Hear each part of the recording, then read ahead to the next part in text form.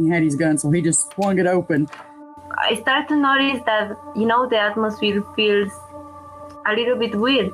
First thing he seen was this 6.5 foot tall, broad shoulder, dark hair. That freaked him out. We hadn't talked to her about like life and death and what any of that means. She's 3 years old, So we turned around. Suddenly there's a whole tree falling across the road.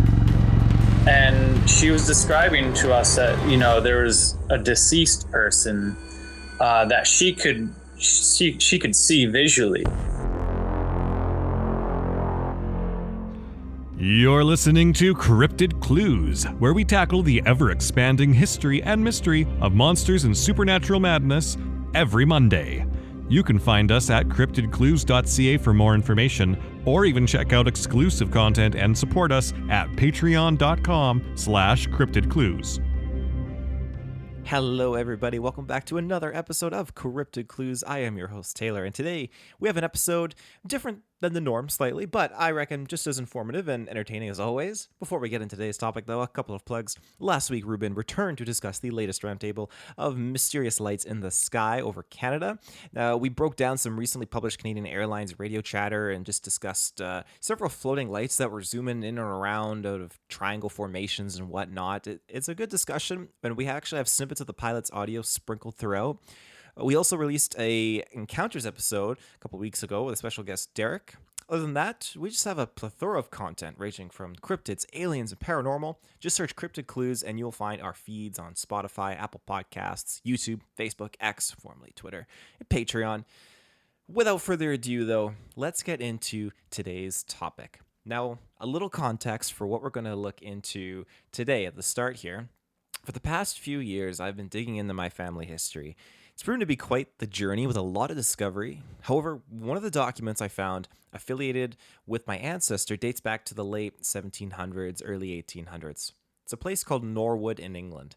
It's a beautifully scenic location that was, up until the 1850s, delightfully rural with meadows and cornfields, clear, sparkling trout streams, great tracts of woodland. It was this area that was also just so isolated that a hermit actually resided there by the name of Matthews the Hairy Man. Just the term hairy man alone immediately caught my attention. I was reading about this, and it made me think, oh, is this a Bigfoot? Short answer, no. It's a genuine man who chose to live out his days in this remote area, and things didn't really go well for him in the long run with his stay out there, but to summarize him, so Matthews was born in South Wales in roughly 1733. The exact date is unknown, but jumping ahead a few decades from then, he eventually moved to Dulwich in 1772, where he worked as a gardener. And he had a wife at this point and 4 children, living a fairly happy domestic life. A few years later, in the year 1775, unfortunately, his wife had passed away, and this put Matthews into a very deep depressive state. If I was to be precise, I believe the word melancholy would be associated with this. So it was so terrible, however, that he made the choice to withdraw from civilization. And after making this decision, he managed to acquire permission from the property owners to dig a cave out in Dulwich Wood. Now, this man spent 23 years in this dwelling, devoid of any family obligations and living within his own means. It sounds a little attractive, well, of course, but it is without the luxuries of society.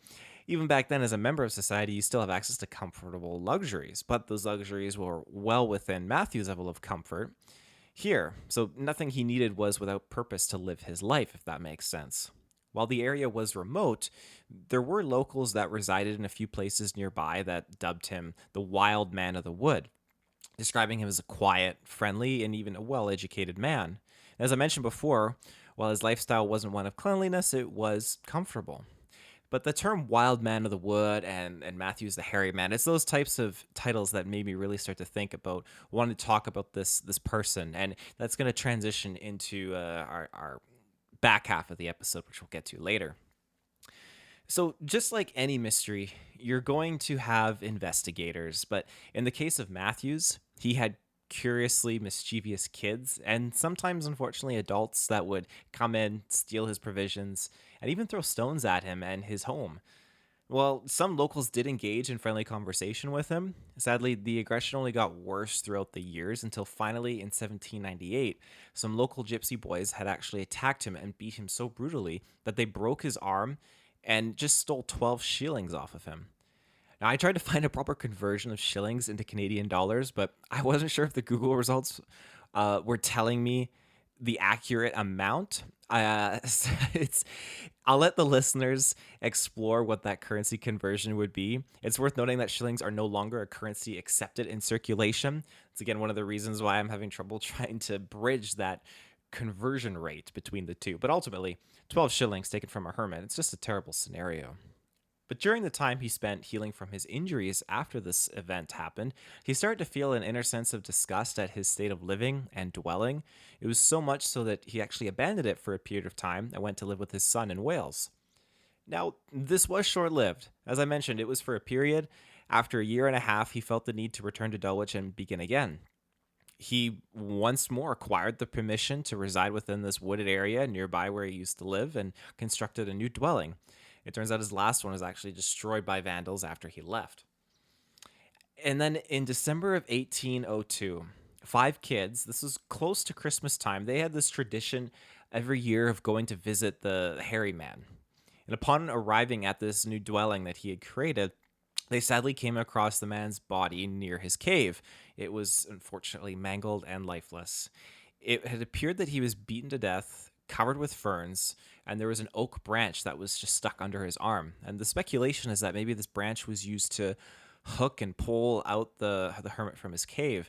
And that's something that is sourced from local newspaper reports. Now, it is reported that he was seen the night before by the local butcher, saying that it was supposedly just to pay off a minor debt, and suspects included nearby gypsies, but ultimately none were convicted, and the case was left as a mystery with persons unknown. The case was mysterious and tragic, and upon learning about it through some more of my family research, I felt the need to share this story with you all, of course. This is Cryptid Clues, and we need to have something cryptid related in today's episode, but we're going to look at the hairy man term in general.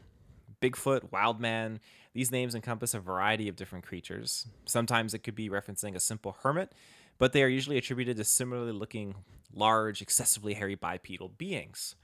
I did an episode not too long ago where someone truly believed that, oh, is this a Sasquatch coming and chasing me? They were throwing rocks, this bipedal thing up on the hill, throwing rocks and screaming and running towards them, and they biked their way out of there. They were terrified. And when they went to report it, the park rangers just disregarded it, didn't think anything of it. And then finally, after the fact, they came and spoke with him and said, yes, there was. It was a disgruntled man that was hurting people and whatnot. So there are individuals that do go out there and they go into the woods. They've redacted their society status and chosen to live like hermits for whatever the reason. And I'm sure that can cause some confusion when some people think they may be seeing a Bigfoot, and sure enough, it's just Matthews the hairy man.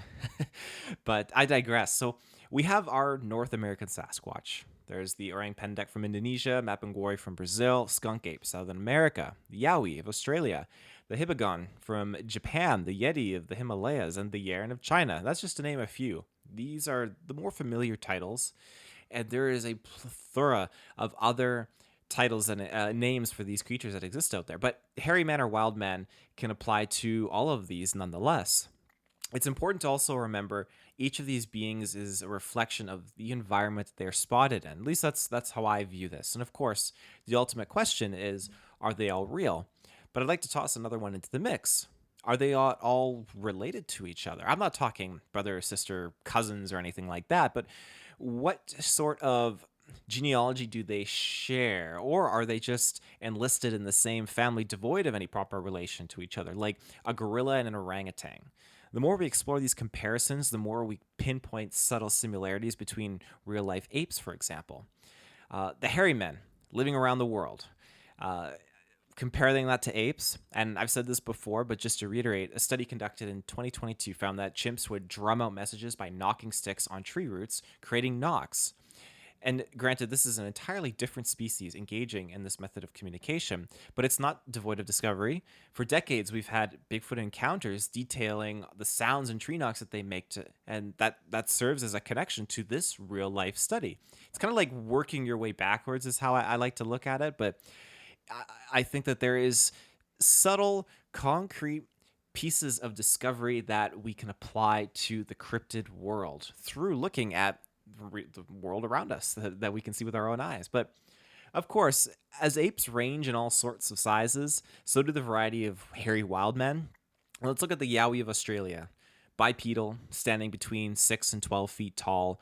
And then you also have the Gingidae, also residing in Australia, but clocking in at around 2 to 3 feet tall. It's much smaller. And also they have more of like a black tone to their fur with large white fangs and, of course, red eyes. Red eyes carry a meaning on Cryptid Clues. We often wonder why they have a difference between red, yellow, black with these creatures, and often the mannerisms behind certain sightings. And we're always trying to figure out what were the color of the eyes, because there might be something else involved there on a spiritual level, depending on what you believe. Reuben loves to get into that, and I love discussing it with him. But however, I digress. The list of Bigfoot names and varieties, in my opinion, just keeps increasing with each passing week. I don't mean that from more sightings and more new names are popping up. I mean that from my own discovery. Learning about new communities and new individuals that have been calling these creatures certain names for centuries, but decades. It's just long periods of time. Now, locals that reside in these small communities, they have their own names for them. And when the general area may just call it a skunk ape, a step further, you'd find that the local residents would call them wood boogers, for example. And this is where I pose a direct question to you, the listeners.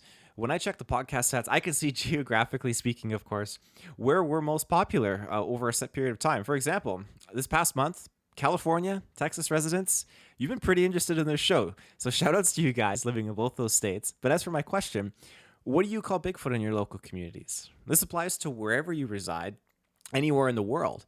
Do you use the blanket term like Sasquatch, or do you have more of an obscure name that most people aren't familiar with?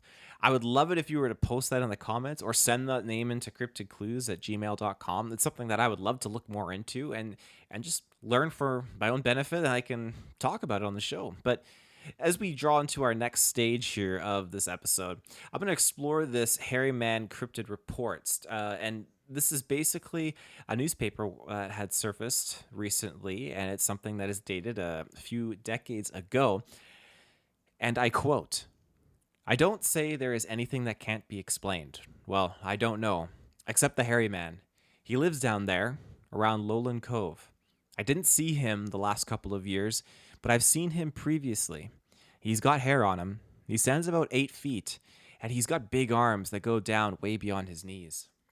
He's got 2 picket ears, round eyes, nice beautiful round eyes, and that's about him. Long hair hanging down like a great big fur coat, but I saw the eyes first. There's about 20 people have seen him down there. I met him at Wreck Cove one night, me driving the half-ton truck right center of the road. Pretty near hit him, but he jumped. He jumped over the truck to get away from me hitting him. And I've seen him twice since then. I was in Meat Cove and then up in the Backlands. But I don't know what would he be. A crossbreed between humans and what else? Lots of people have seen him, years ago too. The most that started him moving was when the mine was going. When they started blasting and drilling, then he started coming out. He'd just stand so close, and every time I'd move, he'd watch me. He'd follow me. I was hunting in the woods one day, hunting deer, and he'd follow me. Like he was trying to study me, see what I was. And he followed me for 2 miles in the woods. But he was staying far enough away so that I couldn't hurt him. I had the big gun in my hand. I could have fired at him any minute, but I know he wasn't going to hurt me. You could see his nice, beautiful eyes. I call them beautiful eyes because they are so big. Long hair. The eyes are the first thing you'd notice. He'd look at me, wondering what I was, what I was doing. As soon as I'd move, the bushes would go together. He'd keep parallel with me. I was by the river coming out till I got to the road, and I didn't see him anymore. My grandfather years and years ago saw his track, thought it was a bear's track, and they followed it from the Bear Mountain for about 4 to 5 miles. That was spring of the year, and there was snow on the ground, but a bear doesn't walk on his hind legs that long. because his tracks were about 6 or 7 feet apart, and it was like a man's foot. Of course, a bear's is too, but no bear is going to walk on his 2 rear legs 4 or 5 miles. He came out of that Big Bear Mountain. That's the first place they discovered his track. There were 6 together one night when they saw him. He was standing in the center of the road. They were walking down from the mine. That's not too long ago. When he just left them, he didn't turn his back to them, just walked backwards into the woods. They went home and got the dog, see if they could track him down. Dog went as though it was a human being, and dog came back out. Seems like he's harmless to anyone, but he's there. You set the rabbit snares or kill a deer in the woods, and this happened to me so often it's not even funny. I put the deer up so high, if I was standing on your head, I couldn't even reach it. When I came back, that deer was gone. It's taken. I mean, I could understand a bear's taking it or a wildcat eating it, but to get that, end quote. Now, that was from a local newspaper back in the 1950s in Cape Breton, which is out in Nova Scotia, Canada. And I love how there's just so much that is addressed in that report, because you have them talking about multiple ones, for example, and then the curiosity, especially going out there and mining and doing the drilling and the blowing up of stuff and rock. And this thing's obviously very curious. It's coming in, trying to see what's going on. And then you also have it not necessarily escorting him out, but it's walking parallel with him as he's moving out of the forest and going back towards his vehicle. That's, again, something that you see in other reports. People are out hiking, and then they all of a sudden feel like I'm not alone. Something is paralleling me through the bush, not revealing itself, but it's there. And then the eyes. There's no mention of red eyes. It's just talking about just nice round eyes. Nothing out of the ordinary with that. And it seems like this thing was just at its core a local cryptid that was just very curious, and it seems like it's been involved with this family for a very, very long time. And of course, you have the examination of the footprints, where you have long stride distances between them that go for 4 or 5 miles. And you can make those deductions like they did, that, well, what else out here is going to be doing this? You're in the 1950s out in Nova Scotia, and you're telling me you got a guy with fake boot prints trying to make up some crazy story. It's absolutely plausible. But there's a lot of just, what's the word I'm trying to say? My grandfather, he loved to pull a joke, he loved to pull a prank, but within good reason. And I feel like there's a lot of hard-working older folks out there that just don't have that time of day to do this when you're out trying to make a dime, make a buck, and support your family. You're working, and why are you going to jeopardize that? And why are you going to do something so crazy like this? It's not out of character and devoid of anyone to do and make up some prank. But it's also not devoid either of trying to claim something that's not real and just try to get your claim to fame. We don't know because we aren't there, so we can't make that ultimate decision. But with examining the information and comparing it to similar encounters at a time when that sort of communication and research was not easily accessible, those are the small, subtle things that maybe can give something a little bit more light, a little bit more credibility. And so that's what I like to look for. And as far as this goes, I feel like there's something a little genuine going on here. And yeah, I love those older reports, especially the ones that make an appearance in those newspaper clippings. On our feeds, we've done a few fair episodes that focus on not just Bigfoot newspaper reports, but a plethora of other cryptids, UFOs as well, all in newspaper clippings. But I digress, however. That is all the time we have for today's episode. You can find us at CryptidClues.ca, our social media channels, X, formerly Twitter, Facebook, and YouTube. And like I said, if you want to reach out to us directly, you can send us an email at cryptidclues@gmail.com. Let us know what you call your local Bigfoot. I'm very curious, and I want to learn more names and titles that these creatures have. I find it fascinating.